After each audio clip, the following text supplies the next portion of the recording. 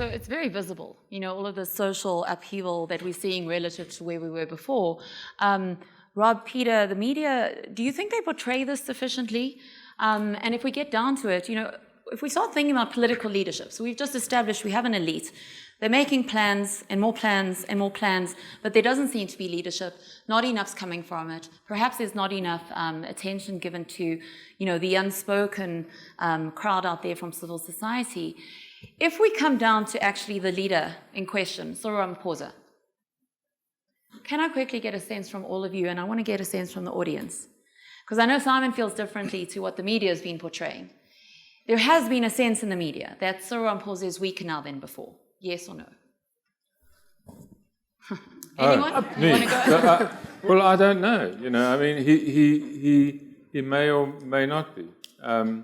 He has persuaded Gwede Mantashe, who has been immovable, to get the ball rolling on introducing new regulations to allow power to be produced independently of Eskom. We'll know by next week, as Michael alluded to, whether Tito has found the first third of his 3-year, 150 billion. I think it was the primary deficit saving. So he's trying to give his ministers.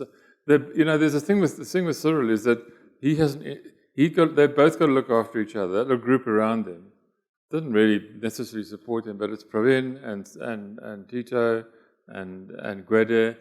They need him there because nobody else is going to have them, and so they've got to help each other along. I mean, the thing that occurs to me, though, listening to Simon talking and Michael about the elite they're talking about is the political elite. It's the unions and it's the alliance. It's the everybody's in there. The only two groups, though, who really have the same interests in South Africa are the black poor and business. They both need government to work properly. And there's got to be some way, Simon, for that to express itself in political terms, in a party or something.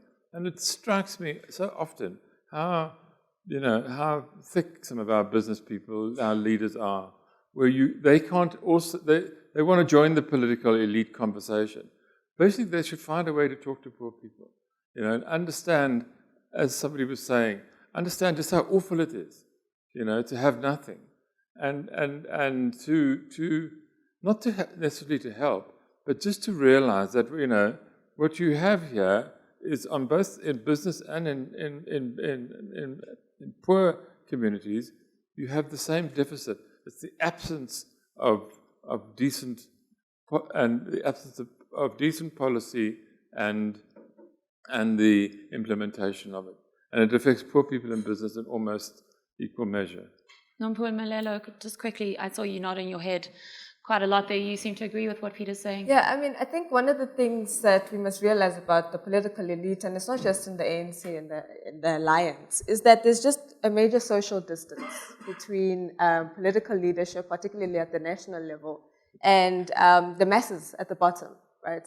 And so there needs to be, I agree with Bruce, that there needs to be some kind of bridge built between, he talks about between business and poor people. Indeed, we need to start realizing that our destinies, the destinies of the two groups are actually linked.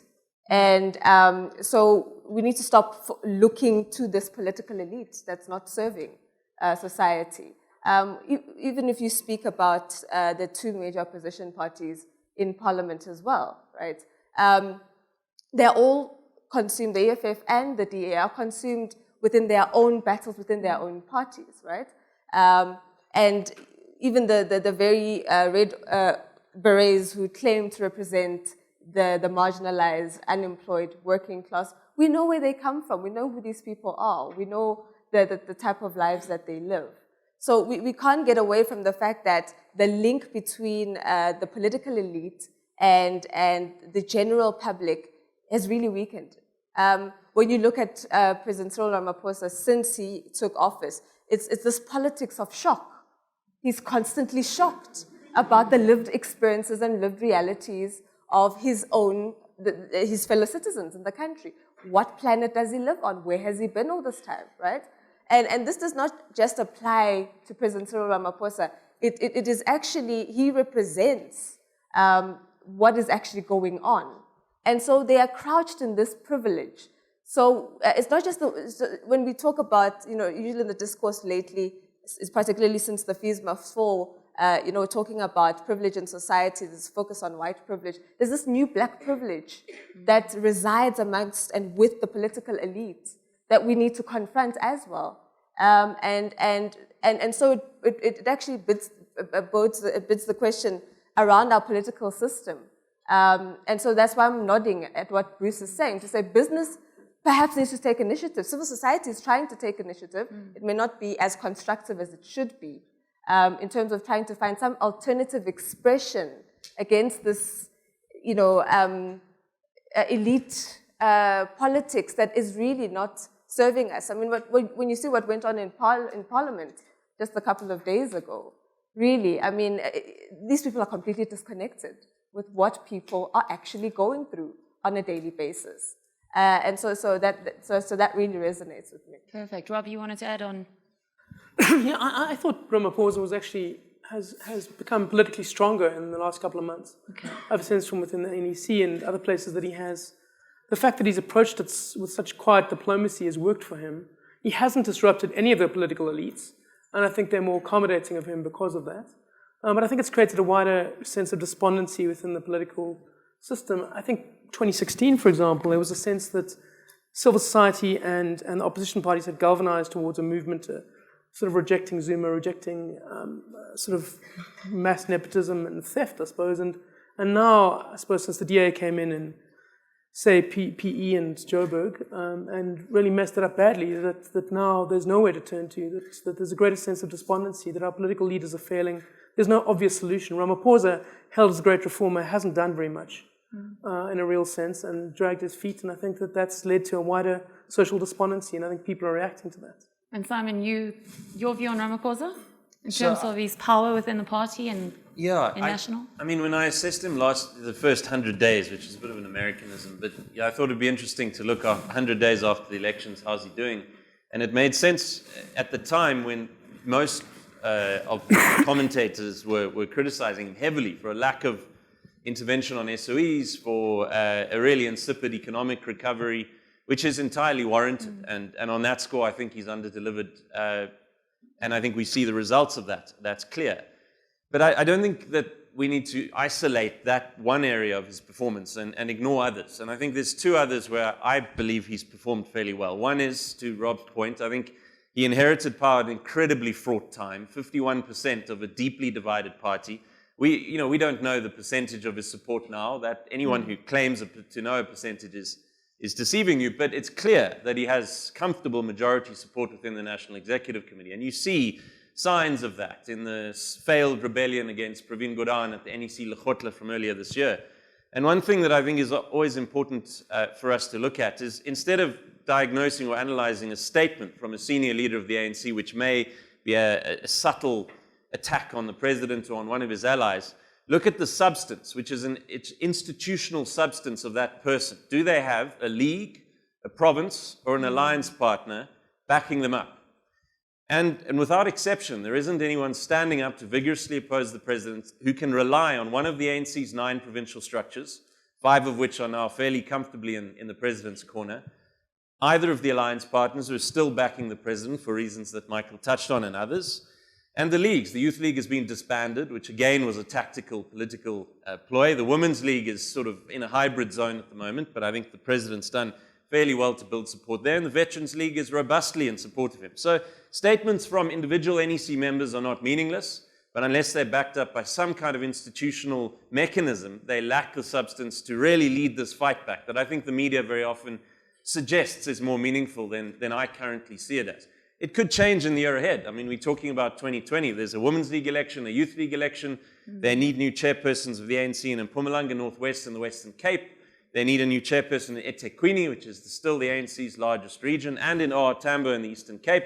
So depending on how those go, there could be a tremendous amount of fluidity, either for the president or against him. But as things stand right now, I think it's difficult to build a logical argument that the president has lost power within the ANC and that he's fighting for his life on the basis of this thorough fight-back campaign against him. I don't see the evidence of that.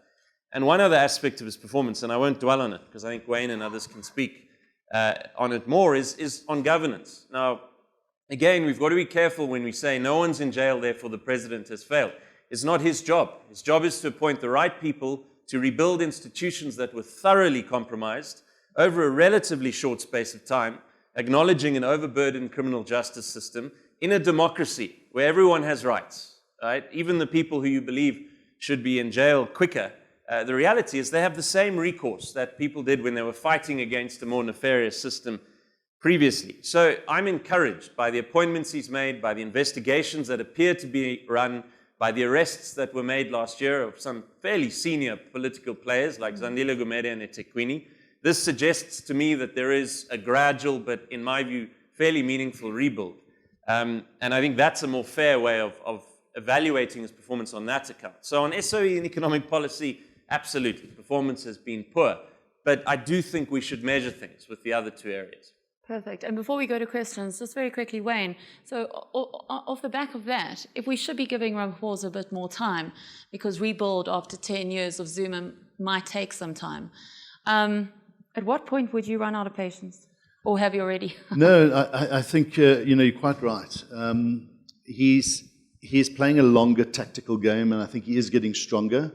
The frustrations that we have, I mean, he has inherited a hangover, a massive hangover from the Zuma era. And it's not a flick of a switch, it takes time.